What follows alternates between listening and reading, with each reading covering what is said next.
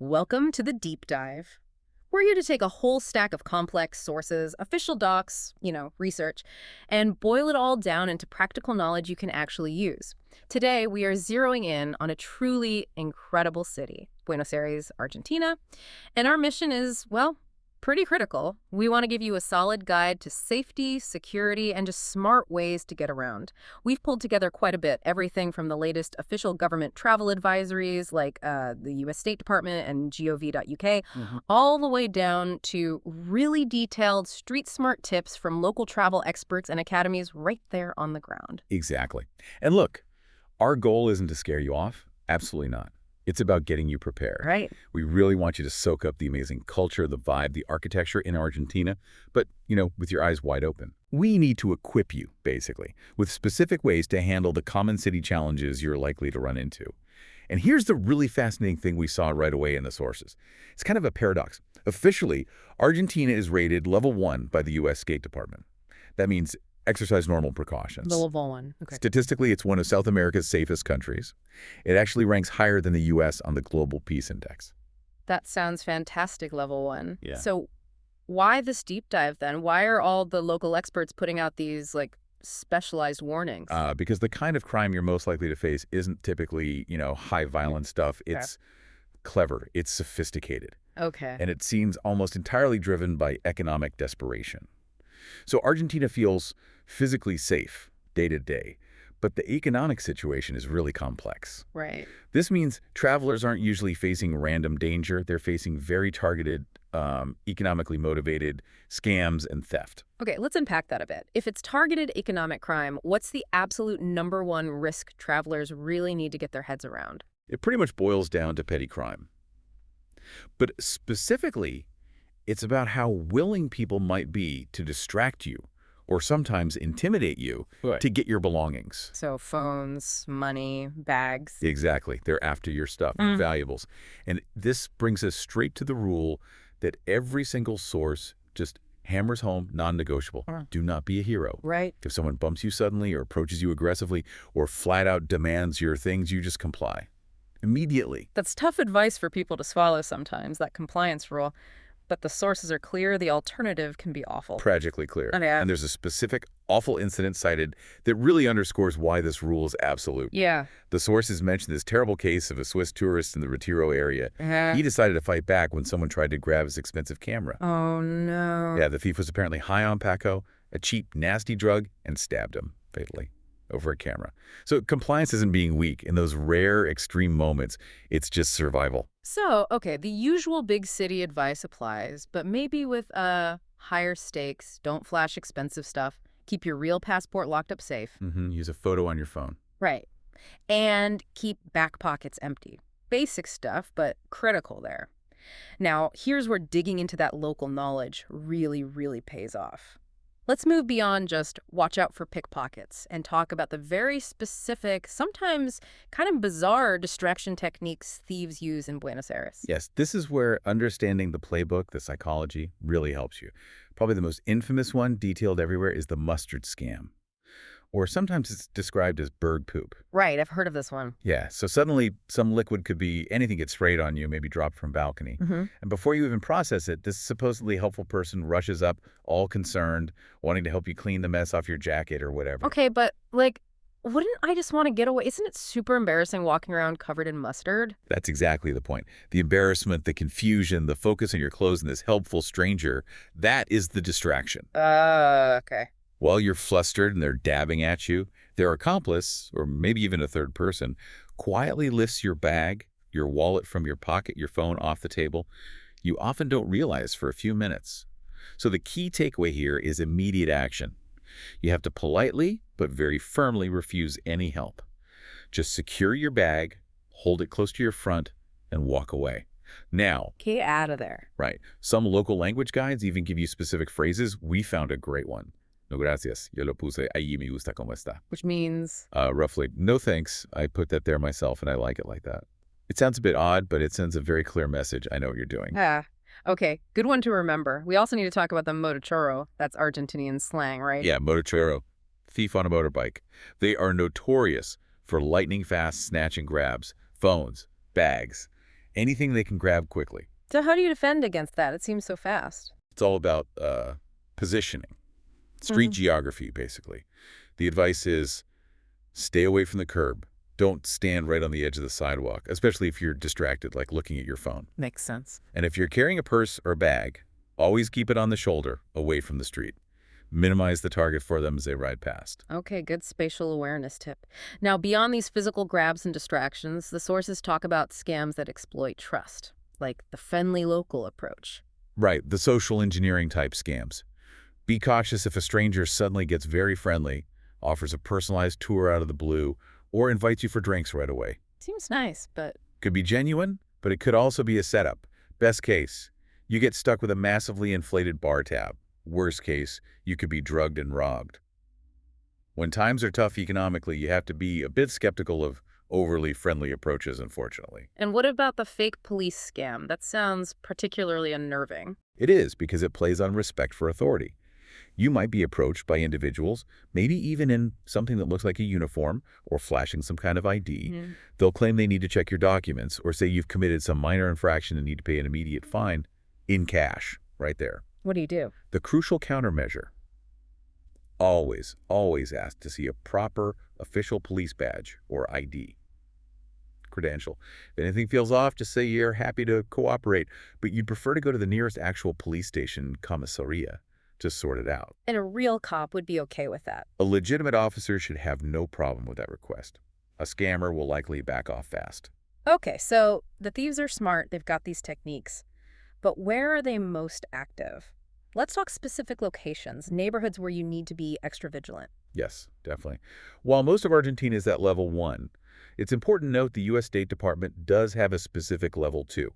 Exercise, increased caution warning for Rosario, which is in Santa Fe province. Okay, Rosario level 2.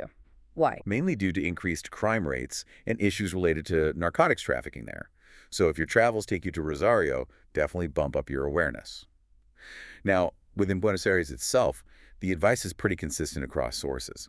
Stay clear of the villas, the shanty towns. The one tourists are most likely to accidentally wander near is Villa 31, right by the Retiro bus and train stations. Why specifically avoid them? Well, apart from the poverty, thieves often use the areas around them because they can commit a crime like a pickpocketing or a phone snatch and then disappear into the dense, maze-like streets of the villa very quickly.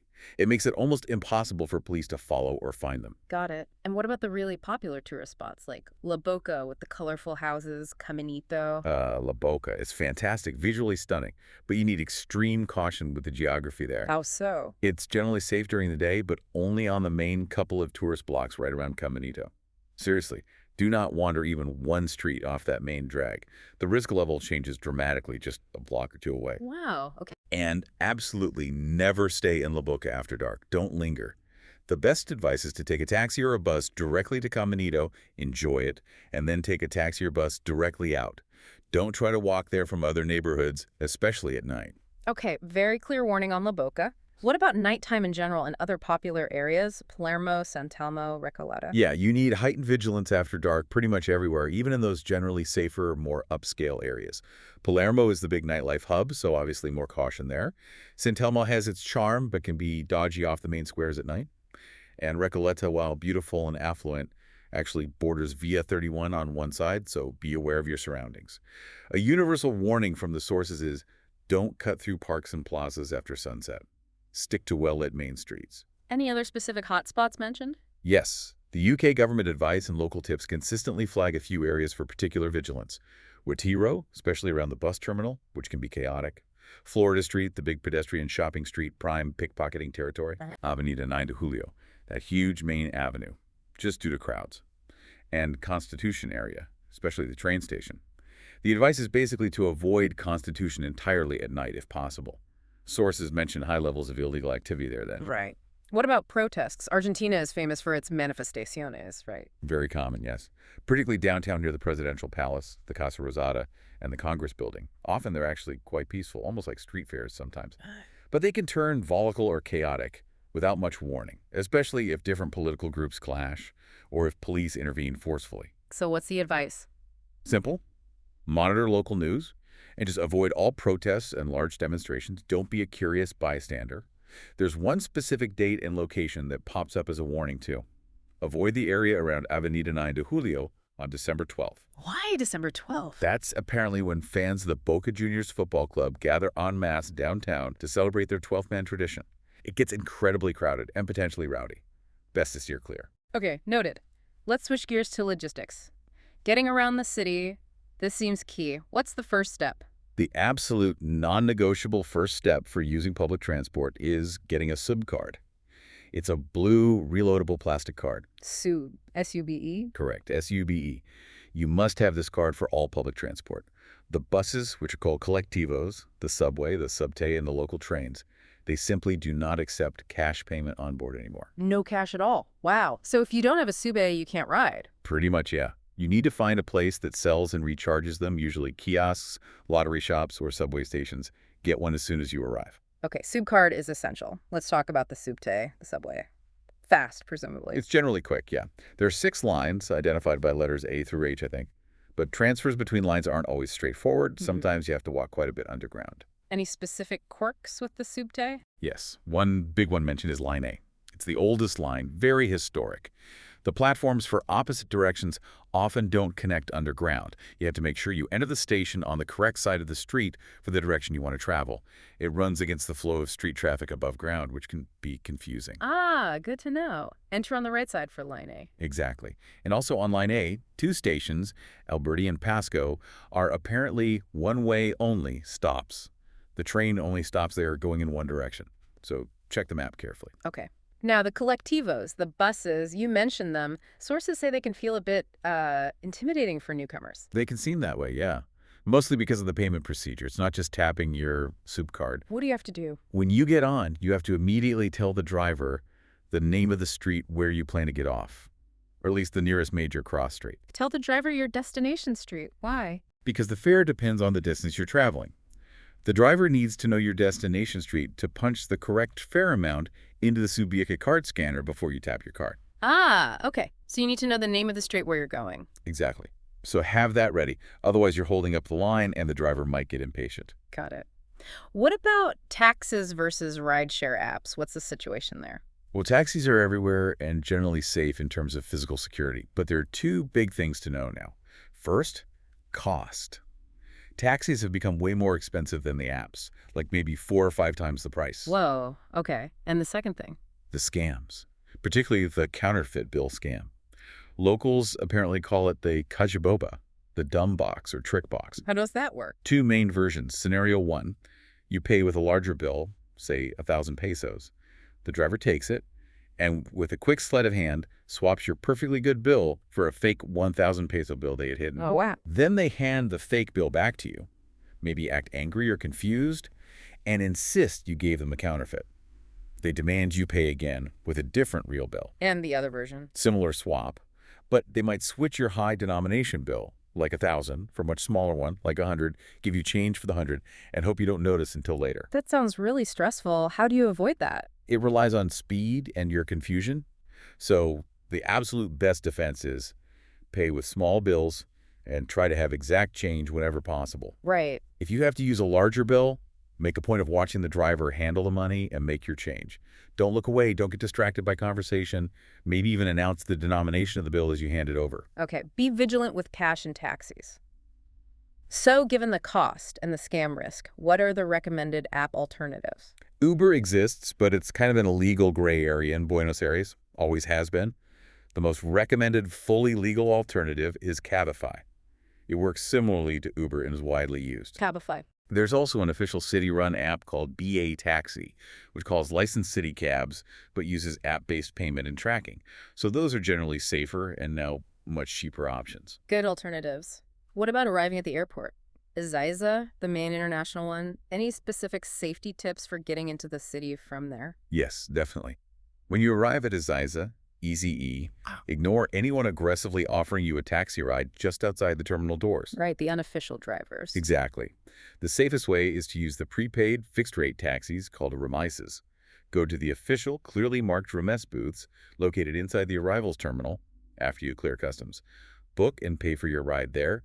They'll give you a voucher and direct you to your assigned driver. Much safer and no price surprises. Perfect. Okay, so we've covered a lot of potential risks and how to mitigate them. But what if something does go wrong? What are the essential emergency numbers people need to have? Absolutely crucial to have these handy. For general emergencies, police, fire, ambulance, the number is 911, just like in the U.S. Yeah. For specifically medical emergencies, there's a dedicated ambulance service called SAME, and their direct number is 107. 107 for medical. Got it. The fire department, Bomberos direct line, is 100. Ah. And there's also a really useful tourist assistance line run by the Ministry of Tourism. They offer help in multiple languages. That number is 0800 99950 for tourist help. Yeah. 0800 99950 sword for tourist help. Great. We'll make sure all those are clearly listed in the listener guide for easy access. And of course, if you call, try to clearly state the nature of the emergency and your exact location. Stay as calm as possible. Definitely. So wrapping up, I think it's important to circle back to the beginning. Despite all these warnings, the overall view is positive. Argentina and Buenos Aires, it's a fantastic place to visit. Right. That level 1 safety rating is generally accurate when you're talking about major violent crime compared to many places. But For the petty crime, the scams, they're prevalent? Exactly. Because of the economic factors we discussed, this specific type of crime is common. So it's not about being fearful, it's about being vigilant. Awareness is truly your best defense for having an amazing, trouble-free trip. it really is fascinating when you put it all together. We've spent this whole deep dive talking about, protecting cash, watching out for phone snatches, counterfeit bills. How much of this constant need for quite specific, almost specialized caution comes directly from that backdrop of economic instability the country has faced? It seems deeply connected, doesn't it? Yeah, it feels like that economic pressure shapes the kind of crime travelers are likely to encounter. These aren't random acts of violence, usually. They're often about getting quick cash, targeting perceived wealth, however small. Something for you, the listener, to think about how the local economy can influence the specific risks you face as a traveler anywhere in the world. And one final practical tip. Before you travel, consider enrolling in the Smart Traveler Enrollment Program, or STEP if your country offers it. It helps your embassy locate you in an emergency and send you alerts. Definitely worth doing. Okay, that's our deep dive on staying safe in Buenos Aires. Safe travels.